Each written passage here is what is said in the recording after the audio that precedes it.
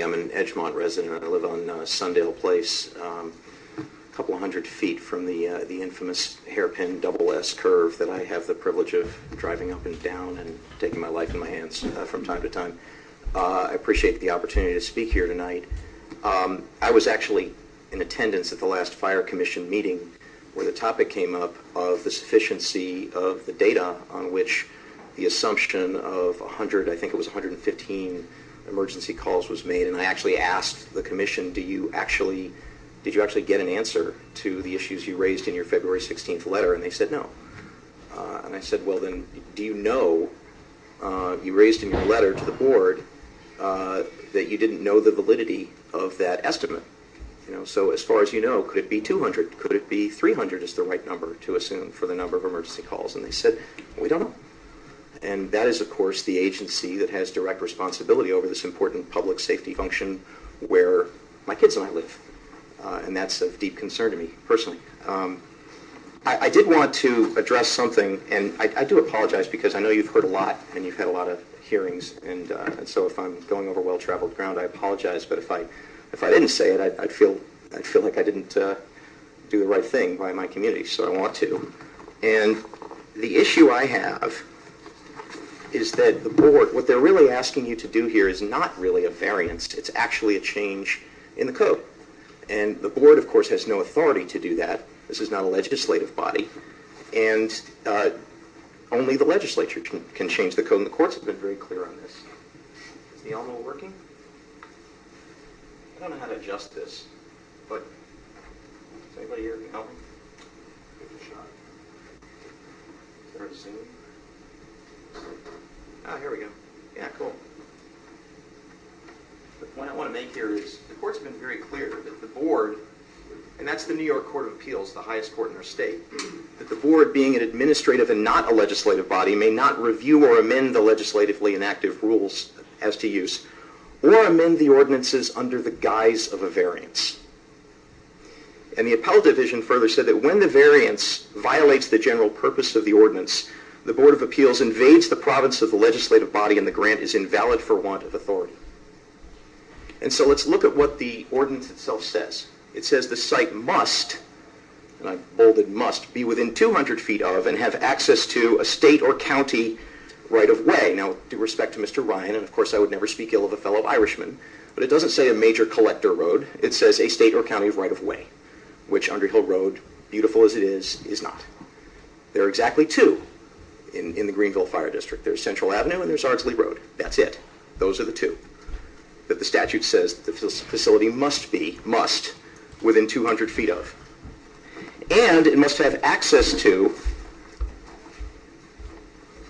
a state or county right-of-way other than parkways or interstate highways, and importantly, such access must be direct or via a side street and shall not be accessed via a circuitous route. Now, the language of the statute is mandatory. It uses the words must. It says shall not should, not in a perfect world it would be neat. It says must. And those rules serve important purposes, of course, as you've heard tons about. I mean, they ensure that emergency vehicles can get in and out of the facility quickly and efficiently, which is, of course, important for this kind of place. They keep the emergency vehicle traffic on the roads that are best equipped to handle it. They make sense. And now, what I want to do is illustrate, if I can, what the effect would be of what they're asking you to do. Okay? I've got a map too. That is a map. Let's see if I can help us out here. That's the Greenville Fire District.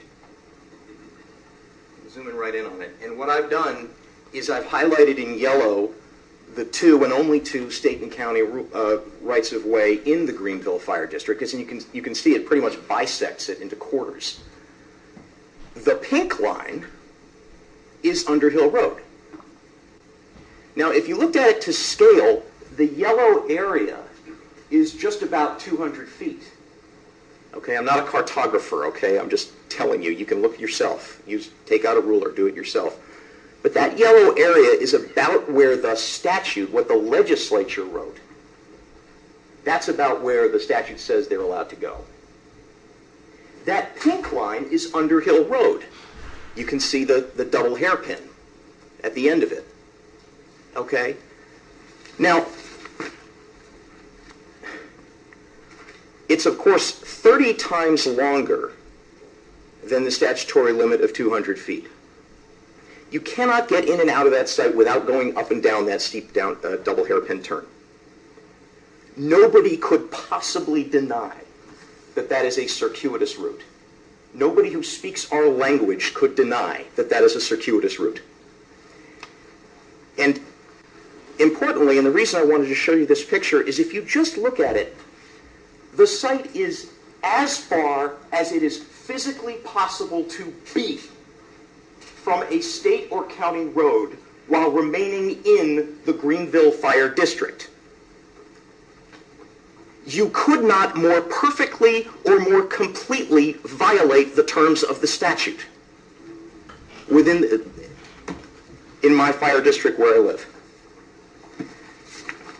To make the point a little more, and I apologize for this one, but this is how the GIS maps come out.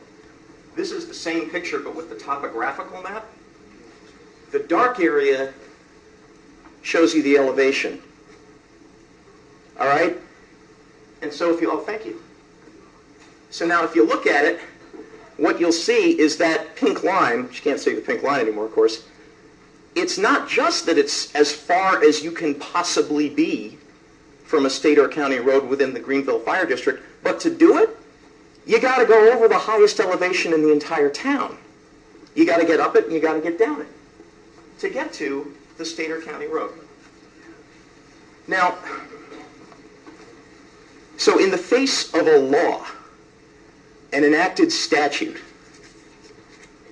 that says that the facility must be within 200 feet of a state or county road, and that those roads that the facility shall not be accessible by a circuitous route. The applicant is asking you to allow them to be as far away from a state or county right-of-way as it is possible to be within the fire district, and in a place that is only accessible by a circuitous route. And a circuitous route that you have heard testimony is indeed dangerous, particularly in the winter, and I can testify to that too. I would submit to you that it is absurd to think of that as a variance. It's not a variance. That is rewriting the statute. The statute would have no meaning. Those mandatory and prohibitory terms would be written out of the statute by this action. This is not something that would affect simply the parcel of the applicant here. This would affect every single parcel along Underhill Road and in the vicinity. That is a change to the statute. I greatly appreciate you letting me rant here. Thank you for your time and thank you for your attention. Thank you. Yes, ma'am, come up. As she's coming up, how many other individuals wanted to speak this evening? Because we have limited time. As you heard, we have 10 cases on. Yes, I do. I see 3 hands up. 4?